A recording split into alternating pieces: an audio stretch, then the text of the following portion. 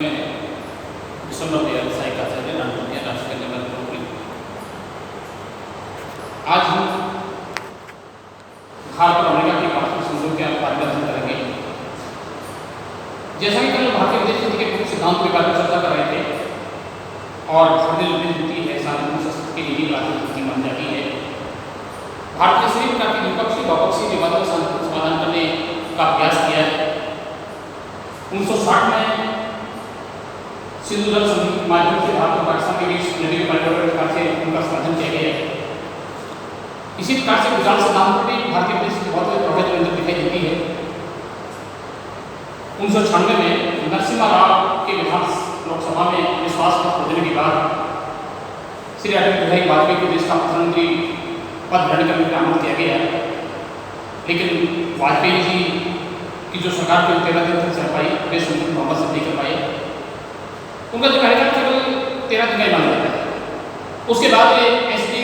देवगौड़ा के नेतृत्व में सरकार का गठन किया गया और उनके जो विदेश मंत्री होते हैं इंद्र कुमार गुजराल एक बहुत बड़े अनुभवी राजनीतिक और नेता के रूप में अधिकार व्यक्ति थे। उनके द्वारा एक नए सिद्धांत का प्रतिपादन किया गया है जिसे गुजराल सिद्धांत के नाम से जानते हैं। इंद्र कुमार गुजराल ने इस तरह के सिद्धांत दक्षिण एशिया के राज्यों का सिद्धांत को प्रतिपादन किया। उन्होंने कहा कि दक्षिण एशिया के राज्य के साथ पारस्परिकता के आधार पर संबंधों का संचार नहीं किया जाएगा और पाकिस्तान को छोड़कर के बाकी सभी छोटे पड़ोसी राष्ट्रों की उदारता की नीति बरती जाएगी, उदारता की नीति पर चला जाएगा, लेकिन के साथ संबंध किया जाएगा।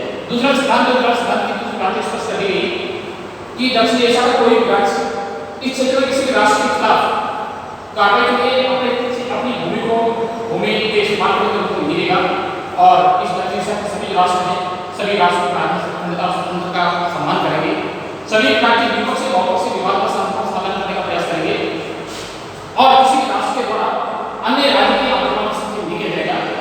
ये प्रकार का सिद्धांत गुजरात सिद्धांत कहलाता है।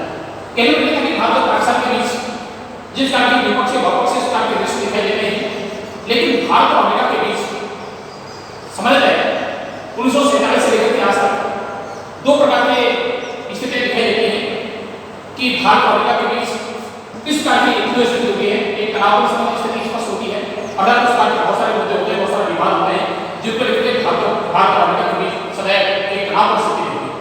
केवल ये था कि अमेरिका और भारत के बीच एक सौहार्दपूर्ण वातावरण होना चाहिए, इसका वातावरण होना चाहिए था, इसका वातावरण नहीं था। इसलिए कौन सी कारण है आज सबसे पहले देखते हैं संयुक्त राज्य अमेरिका और भारत के बीच तनाव के जो प्रमुख कारण है। पहला पा लेते हैं साम्यवादी विचारधारा।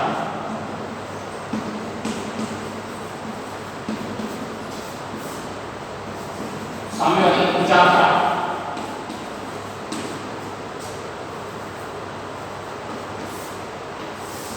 द्वितीय महायुद्ध के बाद संपूर्ण विश्व पूंजीवाद और साम्यवाद के नामों को विभाजित किया जाता है।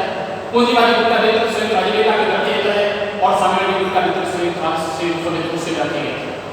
लेकिन कुछ समय के बाद दोनों राष्ट्रों में वजह से हो जाता है।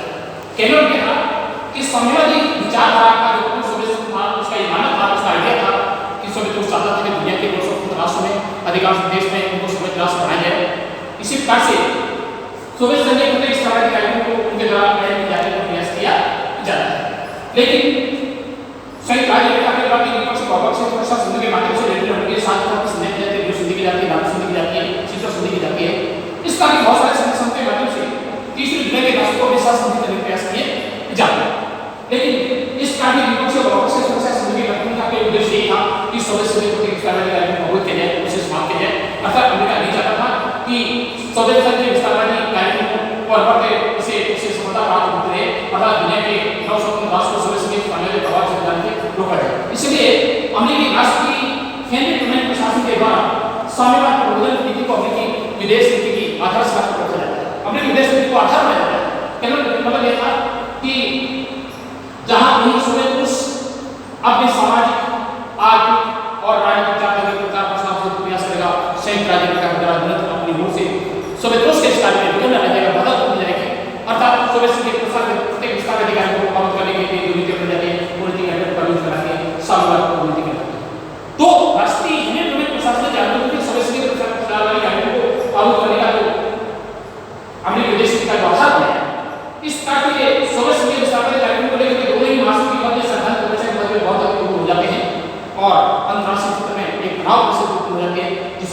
के नाम से जानते हैं, जिसे कहा जाता है। इस द्वितीय विश्व युद्ध में दोनों राष्ट्रों के मध्य लेकिन श्रद्धांजलि वचन में हो जाते हैं, बल्कि इनके मध्य चढ़ाए जो महत्वपूर्ण होते हैं वे स्वतंत्र बन जाते हैं, सहयोग का बन जाता है, विश्वास में बदल जाता है।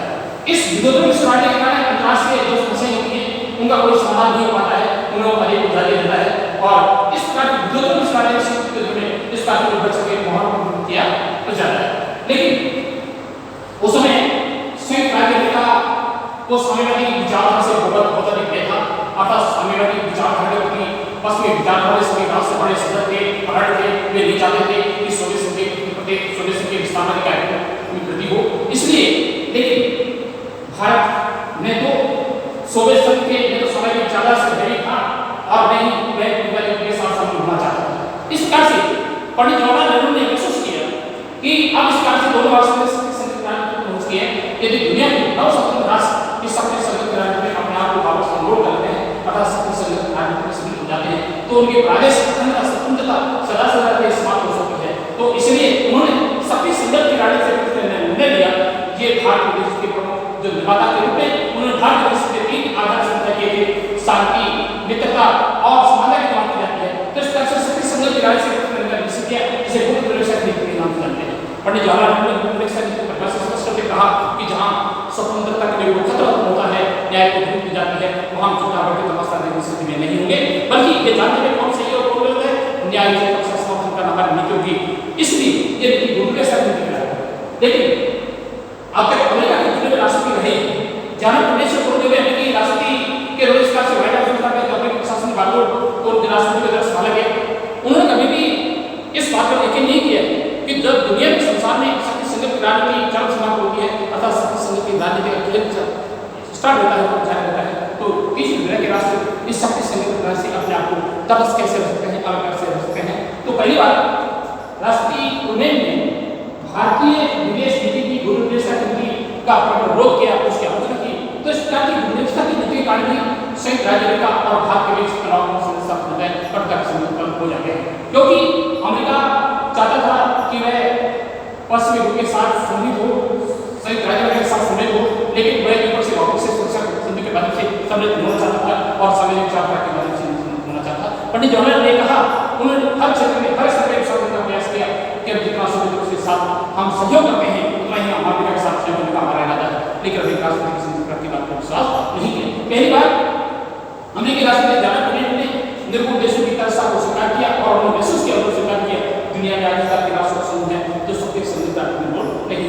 इसलिए साम्यवादी विचारधारा को लेकर भारतीय विदेश नीति की गुरुत्वाकर्षण के कारण ही संयुक्त राज्य अमेरिका और भारत के तनाव खत्म हो जाते हैं अर्थात मधुर समूह स्थापित नहीं हो पाते।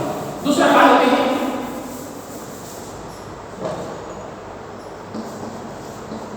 निरंतर पाकिस्तान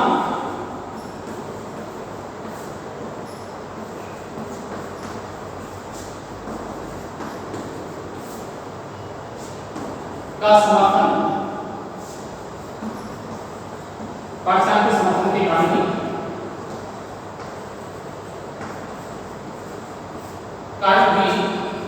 इन दोनों में तनाव हुआ। केवल उन्हें था कि जब 1947 में भारत का विभाजन हुआ और विभाजन के बाद से ही कश्मीर को लेकर के भारत और पाकिस्तान के बीच बहुत एक तनाव की स्थिति रही है, अर्थात पाकिस्तान की तरफ बलपूर्वक कश्मीर की राष्ट्रीय प्राप्त करने के प्रयास किए गए थे। लेकिन जब 1963 में कच्छ के प्रश्न को लेकर के जब पाकिस्तान ने भारत प्राप्त करने किया और उस समय पाकिस्तान को पूरी तरह पराजित करना पड़ा, मुंह खानी पड़ी, अर्थात इस पर भारत की जीत हो जाती है। और इस समय बहुत बड़े क्षेत्र पर भारत के द्वारा इस पाकिस्तान के क्षेत्र का अधिकार कर दिया है, लेकिन 1966 में ताश के समझौते के द्वारा उसका क्षेत्र वापस लौटा दिए जाते हैं। तो इस युद्ध के दौरान ही अमेरिका ने पाकिस्तान की हिमायत में पाकिस्तान का समर्थन किया, भारत का विरोध किया। जब 1971 जब वापस पाकिस्तान के द्वारा भारत किया जाता है तो इस हमले के दौरान भी अमेरिका ने भारत का विरोध किया और पाकिस्तान की हिमायत की। इस प्रकार की घटना को लेकर इस प्रकार की बात को लेकर एक बहुत बड़ी मात्रा में पश्चिमी से विश्व से वफादार रूप देना चाहता है। तो इस पाकिस्तान की हिमायत के कारण ही, पाकिस्तान के समर्थन के कारण ही भारत और पाकिस्तान के तनाव से मिलकर के हम ये बात करते हैं अरब इजराइल से अरब और इजराइल